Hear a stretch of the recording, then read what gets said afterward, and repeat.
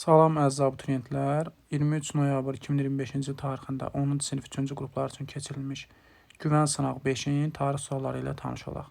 31-ci sualda 7-ci və 8-ci yüzilliklərin ortalarında Azərbaycanda baş vermiş hadisəni bizdən soruşur. Müstəqil feodal dövlətlərin meydana gəlməsi xeyr, bu 9-cu əsrdir. Mehranlar sulası hakimlıq edirdi 705-ci ilə qədər, yəni 8-in ortasına qədər hakimiyyətdə olmayıb. Ərəb işğalına qarşı üsyan baş vermişdi. Bəli, doğru cavabımız budur. Belə ki, 643-cü ildə Ərdəbil əhalisi, demək İsfəndiyarla, yəni başçı İsfəndiyarın ərəblərlə bağladığı müqavilədən sonra ərəblərə qarşı üsyan qaldırmışdı. Eləcə də 8-ci əsrin ortalarında Müsafir üsyanı 748-ci ildə Beyləqanda baş vermişdi. Bu dövrlərdə baş vermiş hadisə, demək, ərəb işğalına qarşı üsyanın baş verməsidir. Gezit adlı vergi yox idi, xərac idi ərəblər dövründə Azərbaycanda və cizyə idi, can vergisi. Oğuz tayfalarına mənsub ailələr məskunlaşmışdı, bu isə 11-ci əsr xüsusiyyətdir. Roma imperatoru Konstantinin xristianlara açıq barət etməyə icazə verdiyi ildə Albaniyada, eyni hadisə 313-cü ildə həmçinin Urnayn hakimiyyət dövründə Albaniyada baş verib. Xristianlıq dövlətliyinə elan edilib. Məntiqi azlığı tamamlayın. Romanın işğal etdiyi ərazilərdə üsyanların baş verməsi, imperator tarixinin geri qayıtma məcbur olması və məntiqi arıcılıqda olaraq demək, Romanın Parfiyanın işğalını başa çatdıra bilməməsi idi. Assur hökmdarı Aşurbanipalın Manna üzərinə uğurlu yürüşünün təsir göstərmişdir. Yazan əvvəl 650-ci ildə demək, Aşşurun müstəqil siyasəti yürütməsinə cavab olaraq Aşşur hökmdarı Aşurbanipal Mannaya yürüş etmişdi. O yürüşdən biraz öncə Aşşurun müttəfiq olan İşbakay da ölmüş təbii ki. İskitlərin bitərəfliyinə nail olmuşdu. Verilən hər üç xüsusiyyətin aid olduğu ərazinin xəritədə müəyyən edilir. Talas döyüşünün ərəblərə məğlub olması 751-ci baş vermiş. Bu döyüşdə Çinlilər məğlub olmuşdu. Tezat yollarının Uyğurların nəzarətə keçməsi 8-ci əsrdə Moyonçur və Böyük Xaqanın dövrüdür və Tan sülaləsi də hökmranlıq etmişdir. Yəni də Çindən söhbət gedir. Doğru cavabımız 4. Kara döyüş ərəfəsində Roma edən əvvəl 53-cü ildə baş vermiş Kara döyüşdən öncə Roma Kiçik Asiyanı, yəni indiki Türkiyə ərazisini tamamilə işğal etmişdi. Ardıca Parfiya və Atropatena birgə müttəfiq olaraq Romaya qarşı mübarizə aparmışdı. Erkin orta əsrlərdə Alban memarlıq abidələrlə bağlı ümumi Govurqala Ağdam şəhəri ərazisində tapılmışdı və 3-7-ci əsr erkin orta əsr Alban memarlıq abidəsidir. Amaras monastırı isə bildiyimiz kimi Xocavənd ərazisində 5-ci əsrdə tikilmişdi. Hər ikisi demək 3-7-ci əsr Alban memarlığına aid nümunələrdir. Ona görə 4-ü götürürük. Dərbənd səddi bildiyimiz kimi demək 6-cı əsrin ortalarında tikilmişdi və Dərbənd şəhərində yerləşir. Çaraqqala isə Şabranda yerləşirdi. Bu da 3-7-ci əsr Alban memarlıq abidəsinə aiddir. Doğru cavabımız 3 və 4. Digər variantlara baxsaq, Xudafərin körpüsü 1027-ci ildə demək Fəzl ibn Məhəmməd tərəfindən Cəbrayıl rayonu ərazisində tikilmişdi Şəddadi hökmdarı tərəfindən. Sünnə məscidi isə 920-ci ildə Şamaxıda tikilmişdi. Biri 10, biri 11-ci əsr, yəni 9-11-ci əsr memarlıq abidələrinə aiddir. Erkin orta əsr memarlıq abidələri isə 3-7-ci əsr aralığını əhatə edir. Ona görə 2-ni götürə bilmərik. Əlincə qala isə 9-cu əsr Naxçıvanda tikilib. Gəncə qala qapıları isə 1063-cü ildə Əbrəsvər Şahı tərəfindən tikdirilmişdi. Bunlar da 9-11-ci əsr memarlıq abidələridir. Doğru cavabımız 3 və 4. 38-ci suala baxaq. Sinf sülaləsində fərqli olaraq Marius sülaləsi Əhəmənilərini asılı qəbul etmişdir. Xeyr, 6-cı əsr idi. Əhəmənilərin Hindistana yürüşü Yunan Makedoniya işğalına qarşı mübarizə aparmışdır. Bəli, bu doğru cavabdır. Marius sülaləsinin nümayəndəsi Chandragupta Yunan Makedoniya qoşunlarını ölkəsindən qovmuşdu. Sin sülaləsində isə belə bir xüsusiyyət yox idi. Ölkəni vahid birləşdirmişdi hər ikisi. Hunların basqına qarşı müdafiə tədbirləri ancaq Sin sülaləsinə aiddir, Mariya aid deyil, yəni Çin səddir.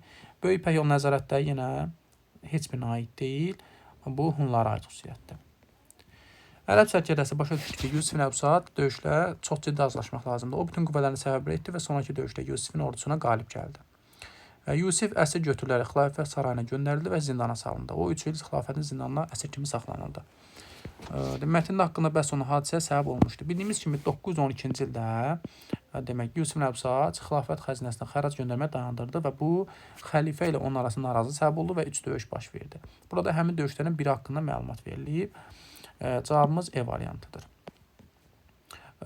Bu testlərə fikir versək, daha çox cümlə suallarına əsasən hazırlanmış test tapşırıqları yer verilib. Bunlardan da biri 39-cu sualı idi. Eradan əvvəl 7-ci yüzillikdə Afina, eradan əvvəl 2-ci yüzillikdə Romanın tarixçinin oxşar cəhət. Yoxsulların idarəsində iştirakının genişlənməsi, bu Yunanistanda 5-ci əsrdə Periklin dövrü. Araq dənizi hövzəsində hakim qüvvəyə çevrilməsi, bu Yunanistanda 5, Romada 2-ci əsrdir. Yoxsulları topa verilməsi, onunla mübarizə aparılması, bəli, bu doğru cavabdır. 7-ci əsrdə bildiyimiz kimi Demos öz haqları uğrunda mübarizə başlamışdı. Romada eradan əvvəl 133-cü ildə Tiberi Qrax, yəni xalq tribununun torpaq islahatı qanununda fərman vermişdi, haqqında fərman vermişdi. Doğru cavab bu dövrlərdə elə C variantıdır. Vəzifəyə görə əmək haqqı verilməyə başlanmışdı, Romada yox idi. Qulların öldürülməsi qanunu olması yalnız Romaya aiddir. Albaniya əhalinin ictimai vəziyyətinin xarakteri yoxsullara məxsus evlərin üstü kirəmidlə örtülürdü. Xeyr, bu yoxsullara yox, varlılara məxsus. Əsas istehsalçı təbəqə azad insanı, bəli, bu cümlə sualıdır, bu da doğru cavabdır. Ordu başçısı padşahdan sonra ən hörmətli şəxs idi. Xeyr, padşahdan sonra ən hörmətli şəxs Ali Məbədinin kahini idi. Hərbçilər əhalinin ikinci, üçüncü təbəqəsinə məxsus idi. İkinci təbəqə kahinləri idi. Qul əməyindən geniş yox, az şəkildə müəyyən sahələrdə istifadə olunur. Yusif Nəbsat, Mərzun Məhəmməd və Fəzl Məhəmmədin Eylerven diaqramında müqayisəsi. Rəvvada hökmdarla dostluq münasibətləri saxlamışdı. Bu, Fəzl Məhəmməd hakimiyyət dövründə baş vermişdi. O, Rəvvadilərlə dostluq, Gürcülərlə düşmənçilik, Şirvanşahların qohumlarla qarşı saxlayırdı. Səlcuqların vasalına çevrilmişdi. Heç biri B variantı ümumiyyətlə çıxarıq. Hansı variantlarda varsa çıxaq. Bu da bizim işimizi asanlaşdırır. Doğru cavabımız artıq hazırdır. Yeni də varianta baxaq. Yeni dövlətin əsasını qoymuşdu. Bu, Mərzun Məhəmmədə 941-ci ildə Salarla dövlətin yaranmasını nəzərdə tutur. Gürcülərə qarşı uğurlu müharibələr hər üçünə aid xüsusiyyətdir. Belə ki, Yusif və Mərzun Məhəmməd Azərbaycanla var şəkildə birləşdikdən sonra Gürcülərlə mübarizə aparmışdı. Eyni şey Fəzl Məhəmmədin hakimiyyət dövrləri Gürcü və Xəzərlə mübarizə kimi də qeyd olunur. Rey şəhərini samanlarına almışdı. Bu da Yusif Nəbsatcanın hakimiyyət dövründə baş vermiş xüsusiyyət idi. 1E, 2C, 3A, 4D. Mihraqul xan, yəni Axun hökmdar 6-cı əsrdə hakimiyyətdə olmuşdur. Və Sultan Mahmud Qəzməli, hansı ki 998-1030-cu illərdə hakimiyyətdə olmuş Qəznəli hökmdarıdır. Ümumi cəhət bu da bir cümlə sualıdır. Bildiyimiz kimi hər hökmdar demək Hindistanın şimal-qərbini tabe etmişdi. Göstərilənlər nəyin səbəbidir? Azərbaycanda vahid dövlətin olmaması, dağ çəkmələr, hökm sürməsi, Xəzərdə hərbi donanmanın yoxluğu. Bunlar da bildiyimiz kimi cümlə sualıdır. Bunlar hamısı Slavenlərin uğur qazanmağının səbəbləri idi. Yəni Slavenlərə qarşı müdafiənin çətinləşdirən əsas səbəbləri idi. Daha sonra baş vermişdi. Qaraxanlının kilsəyə parçalanması 1042. Əhəməvilərin hakimiyyətinin başa çatması 750. Tariqin başçılıq etdiyi qoşunların İspaniya daxil olması 711. İkinci Göytürkün meydana gəlməsi 682, Suason 486. Bizdən daha sonra dediyi üçün doğru cavabımız elə A variantıdır. Uyğunu müəyyən edin. Xəritəyə baxaq. 2 Təbrizdir. 1 Bərdə şəhəridir. 3 isə Dərbənd şəhəridir. Erkin orta əsrdə Azərbaycanın ən böyük liman şəhəri təbii ki, bu Dərbənd şəhərinə aid xüsusiyyətdir. 3A. İkinci şəhər isə Bakı idi. Ən böyük liman şəhəri ikinci Bakı idi. Uzun müddət Ərəb Əmirliyinin mərkəzi olmuşdu. Dəbil və Bərdə. Burada Dəbil göstərilmək üçün Bərdəyə aiddir. Bu xüsusiyyət 705-ci ildən 1B. 11-ci əsrin 40-cı illərində zəlzələ nəticəsində dağılmışdı. Bu 1042 Təbriz zəlzələsindən söhbət edir. Əvvəllərin hakimiyyət dövründə və Sultan dövründə. Bu 2-yə aid xüsusiyyətdir. 2C. Suyu otsuz qızılan hamlarla məşhur idi. Bu heç birinə aid deyil. Bu Tiflis şəhərinin haqqında məlumat idi. Məziyyədə Əmirliyin mərkəzinə çevrilmişdir. Bildiyimiz kimi 8-ci əsr sonlarında Bərdə Əmirliyi meydana gəlmişdi Yezdin Məziyyətin hakimiyyətində. Sonra da mərkəzi Gəncəyə köçürülmüşdü. Bu da Bərdəyə aid xüsusiyyətdir. 1. 1B, 2C, 3A. D variantı. Duluzçuluq sənəti mövzu olduğu dövrə aid deyil. Bildiyimiz kimi duluzçuluq Neolit inqilabı ilə meydana çıxıb və bugünkü dövrümüzdə də var. Demək, biz Neolitdən öncəki dövrə aid bir xüsusiyyət tapmalıyıq. İlkin şəhər mərkəzindən meydana gəlməsi Orta Tunc. Bu dövrdə duluzçuluq var idi. Torpağın toxa ilə şumlanması Neolit var. İnsanların heyvanlara əhləşməyə başlaması Mezolitdir. Neolitdən öncədir. Doğru cavabımız elə budur. Çünki heyvanlara əhləşməyə başlananda Mezolit dövründə hələ duluzçuluq kəşf olunmamışdı. Qəbillər üzərinə kurqanlar erkən Tuncda meydana çıxıb. Siklopit tikililər isə son Tunc ilk dəmir dövrünün xüsusiyyətidir.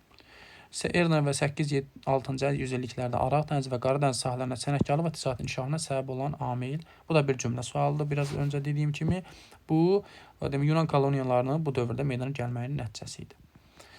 Rəvvadilər dövlətinin Şəddadilərlə oxşar Şirvanşahlarının fərqli xüsusiyyəti. Əsasında ərəb mənşəli sual tərəfindən qoyulması. Rəvvadilər bəli, Şəddadilər xeyr. Dərbənd əmrinin əsla salınması heç birinə aid deyil. Slaviyalıların talanlara məruz qalması heç birinə aid deyil. Səlcuqlar tərəfindən süquta uğradılması Rəvvadi, Şəddadiyə bəli aiddir. Belə ki, Rəvvadilər 1065, Şəddadilər 1088-ci illərdə demək Səlcuqlar tərəfindən süquta uğradılıb, amma Şirvanşahlar 1538-ə qədər hakimiyyətini qoruyub. Sadəcə xərac verərək 1066-cı ildə Səlcuqların asılılığı qəbul etmişdi. Doğru cavabımız D-dir. Azərbaycanı var şəkildə birləşdirib heç biri. Bir neçə qohum qəbilənin birləşməsi nəticəsində bu da bir cümlə çoxaldı. Bu tayfanın meydana gəlməsi ilə başa çatır erkən Tunc dövründə. Uyğunluğu müəyyən edin. Bizans imperatoru Justinian. Bildiyimiz kimi Justinian 527-565-ci illərdə hakimiyyətdə olmuş güclü bir hökmdardır. Daxili siyasət. Müqəddəs Sofiya məbədini inşa etmiş. Bəli, bu həmin dövr üçün ən böyük xristian məbədi idi. Ostroq krallığının əsas salınması bu doğru cavabdır, amma daxili yox, xarici siyasətdir. Bir B olmaz. Qədim Romanın vergi sistemini bərpa etmişdi. Bəli, bu da əhali arasında narazılığa səbəb olmuşdu. Daxili siyasət aid bir xüsusiyyətdir. Karl Martelin kral sayının maaş məmur təyin olması bu 8-ci əsrdə ümumiyyətlə Bizansa aid xüsusiyyət deyil, Franka aiddir. Xarici siyasət Saks tərəfindən qarşı mübarizə bu böyük Karla aiddir. 30 il mübarizə aparmışdı. Vanda krallığını işğal etmişdi. Bəli, Vanda və Ostroq krallığını işğal edib xarici siyasətdir. İspaniya cənub şərqində ələ keçirilmişdi. Bəli, bu da doğru cavabdır.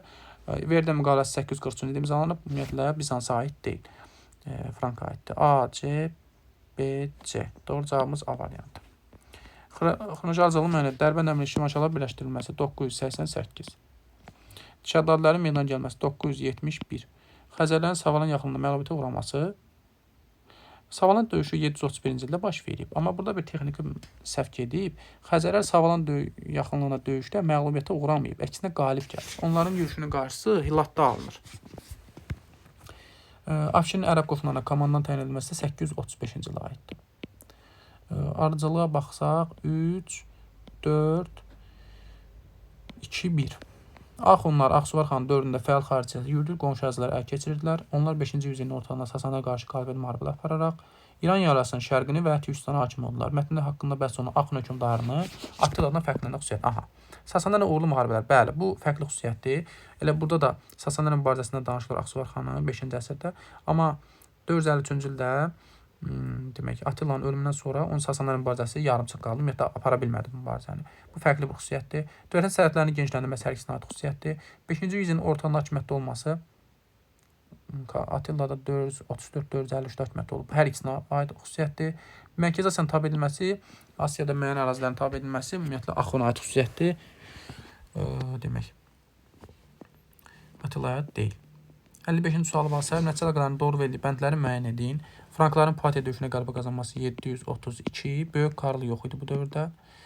Maniçinin yayılması 8-ci əsr, uyğunların zəifliyinə baş. Bəli, bu doğru cavabdır. Göytülərin Kürşad başçılığı üsyanı 639. Soqdiyanın Göytülər nəzarət keçməsi bu 6-cı əsr İslam Yabğun dövrüdür. Aid deyil. Yanlış məlumatdır. Attilanın Bizansa hücumu 434-447. Katalan döyüşü 451. Doğru deyil bu da. Kiyev knyazı Sviatoslavın yürüşü 965. Bəli, Xəzərlərin süqutu. Doğru cavabımız 2-5. Dərbənd əmrləri Şəddadilərin ortaq xüsusiyyətləri. Səlcuqlarla müqavilə bağlanması. Bu Şəddadilərə aid xüsusiyyətdir, amma Dərbəndə aid deyil. Slaviyalıların köməyindən istifadə olunması hər ikisinə aid xüsusiyyətdir. 987-də Dərbənd hakimi Slaviyalıların köməyindən istifadə eləmişdi. Eyni şey 1030-cu ildə də Musa İbn Fəzlin qardaşı Beyləqanda qiyam qaldıranda Musa Şəddadi hökmdarı olaraq Slaviyalıların köməyindən istifadə eləmişdi. Bu da ortaq xüsusiyyətdir. Şirvanşahlarla mübarizə aparılması bəli, hər ikisinə aiddir. Məsələn 988 və 1075 Dərbənd Şirvanşahlarla mübarizə aparıb. Şəddadilərdə isə 1049-1067-ci illərdə hakimiyyətdə olmuş Əbləsvər Şaurun dövründə. Yəni 11-ci əsrdə.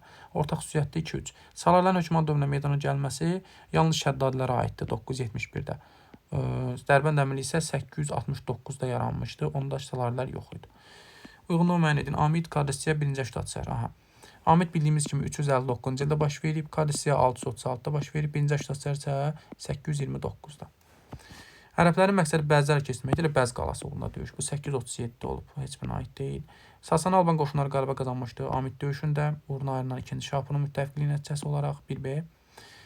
Cavanşir ərəblərə qarşı vuruşmada qəhrəmanlıq göstərmişdi. Bu Qadisiya döyüşünün nəticəsidir 636-da. Xəzərlərin Azərbaycan hücumlarını qarşılamışdı 8-ci əsrin sonunda. Demək, Burada da heç bir döyüş yoxdur bununla bağlı. Ərəb qoşunları Xürrəmlərə məğlub olmuşdu. Təbii ki, 1-ci Əşrəf döyüşün nəticəsi olaraq.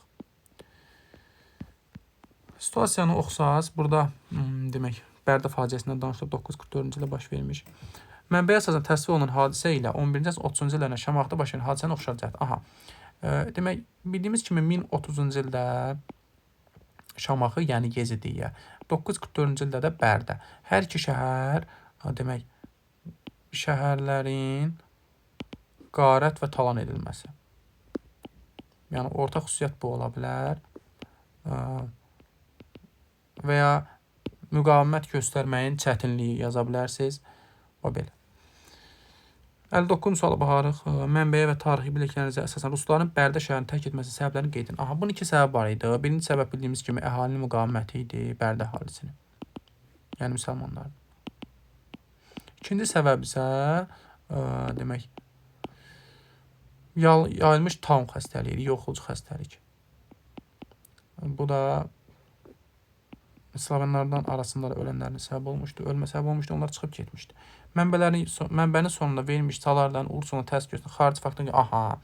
Bu da məşhur bir hadisədir. Bildiyimiz kimi 944-cü ildə 30 minlik qoşundan Salari hökmdarı Mərzban İbn Məhəmməd köməyə gəlirdi. Amma demək Mosul hakiminin qiyamı bunun qarşısını aldı.